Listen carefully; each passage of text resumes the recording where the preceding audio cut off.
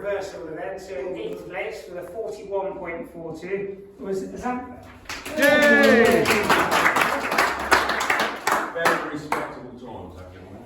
In 7th place with a 38.17 was Chris. He's trying to get in. No wonder he's gone. Yeah, In 6th place with a 37.20 was Bill.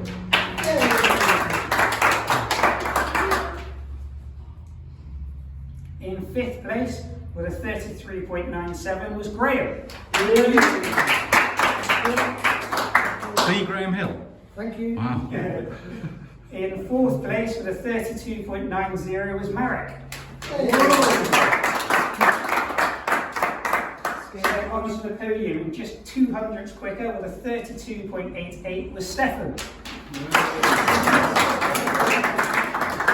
Very good.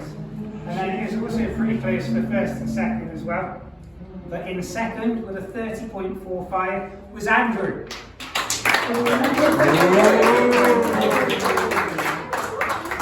So in first place with a 30.19 was Jim.